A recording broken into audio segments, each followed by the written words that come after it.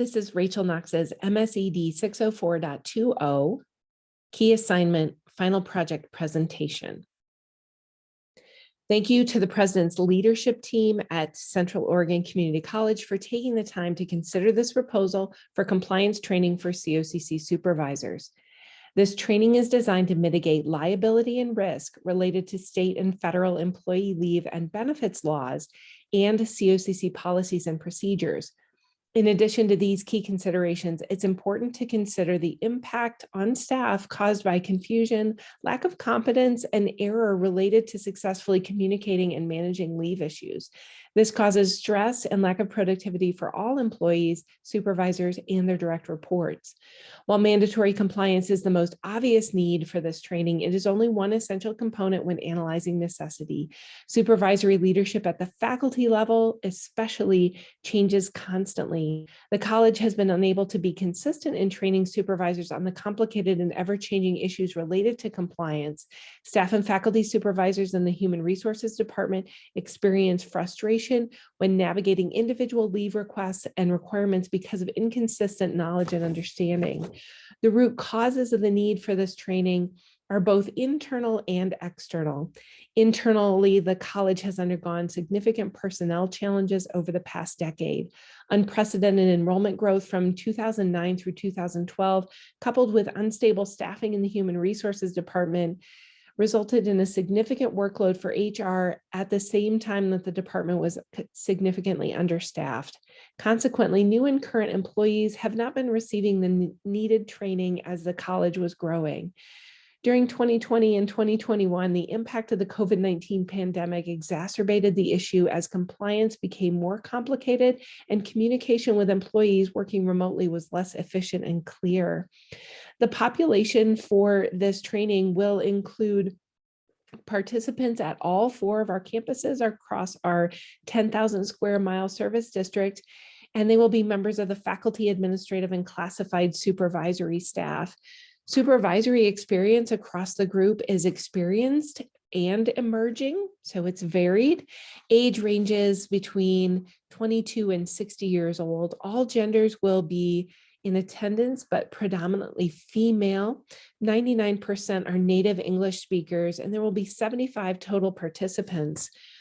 The participants have varied education levels, as well as varied supervisory and leadership skills. Participant motivation for engaging in compliance training is often low. Staff will need to be out of the office, so there's a budget impact. Objectives for the training will connect to annual supervisor performance evaluations and ongoing evaluations and skill assessments will be performed. I highlight this because this participation group, this population, have existing evaluation tools and metrics that we can employ and utilize to evaluate this training.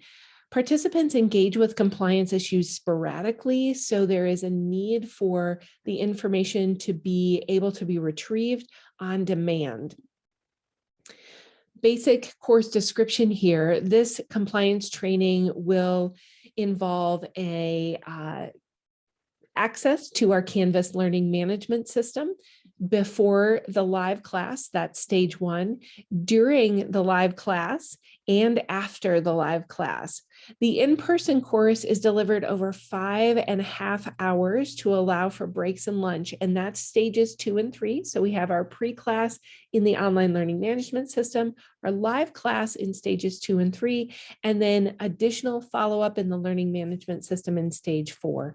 An HR legal compliance subject matter expert will facilitate the course with assistance from facilitators, and the live class will be delivered up to 3 times on different days and times to accommodate participant work schedules. This is a lot of information. These are the course objectives. I've also given this to you in a handout form, but I would like to highlight that the objectives are written in an audience, behavior, condition, and degree format, which means that each objective looks at the audience, the behavior that the audience will be performing, the conditions under which they'll be performing that behavior, and the degree to which the conditions are met. It's essential to consider that all 4 stages of the training will be connected to the learning objectives. Each program component meets specific terminal and enabling objectives. The terminal objective for this training is the competency that participants will be able to demonstrate at the end of the training. So that's what that T1, T standing for terminal, that's what terminal objective refers to. The 4 E objectives are enabling objectives, and they're behaviors that support the terminal objective, or put another way, they're behaviors that are learned and practiced during the program that enable a participant to demonstrate competence, and specifically competence related to that terminal objective, which is evaluated through reaction, learning, behavior, and results. And we'll talk more about evaluation very soon. The program structure or instructional principles rely on andragogical principles because this is a training for a group of adult learners, and those principles inform the design of the course. I want to call out one in particular, and that's the orientation to learning. Adults are oriented to learning in various ways. For this specific training, we're really looking at task-oriented content. So the learner's orientation to this will be primarily task-oriented. While we want to make sure that we focus on enabling participants to complete the task, we also want to pull in all the other parts of the andragogical principles to really connect the tasks to why. Participants need to know their why, their self-concept, their previous experience, whether or not they're ready to learn this, where are they in their supervisory experience, and their motivation to learn. The program structure or instructional model will utilize Gagne's 9 events of instruction, which provide structure within the andragogical principles that are applied for coherence and progression. The 9 events that are used are listed here in order, and the events take place in order. Some may recur for reinforcement or enhancement of learning. So for instance, we may do some lecture and then elicit performance by asking the participants to complete a case study.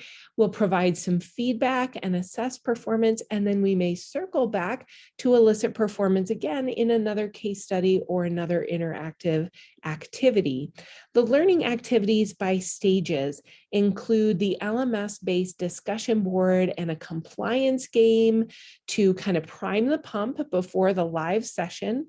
In the live session, our first stage is the introduction. That's where we're utilizing previous information from DISC learning and past compliance trainings. We're going to solicit participant objectives. We're going to engage that recall of prior learning through popcorn quizzes.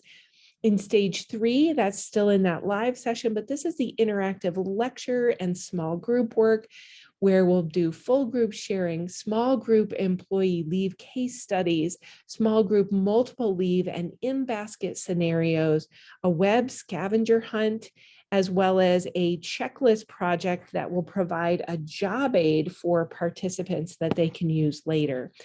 Following the class, we'll have the Canvas access with gamified scenarios, some micro learnings to keep this information fresh, and a discussion board and some comparing options for I'm doing it this way, how are you doing it kind of interaction. The evaluation plan is so important and will utilize all 4 levels of Kirkpatrick's model, where we gauge reaction, learning, behavior, and then how we directly connect the course objectives to organizational results. This looks at the objectives in a slightly different view, where we connect all of the enabling objectives, 1 through 4, to Kirkpatrick's level of evaluation, and then that terminal objective, which really pulls in all the levels of evaluation and moves us to that level 4. So we're going to be looking at participant reaction to the training in all 4 stages. We're going to be looking at their behavior in all 4 stages, and then in all of the stages from the second through the fourth, we'll be looking at that level 3. How are we actually measuring the learning and behavior changes? And then how are we measuring the impact on the organization and those overarching goals? Additional considerations is that what you see here is just the planning piece. Prior to the next step, which it would be the execution, we'll need to do additional testing of some assumptions that were used for the need assessment. And then evaluation is also really important and must be robust and rigorous to answer phase 3 of any program design, which is the demonstration of value, which is where we'll be reporting back to you, the senior leadership team, and to the board about how valuable this program is. These are the references that I used. And in addition, there were more references that kind of came into play, but this was the lion's share of those. And then I'd like to say thank you with photo credits for some of the images that you saw. I would love to take questions about this presentation now, and I look forward to working with you to fine-tune the details for this educational program for COCC. Thank you very much.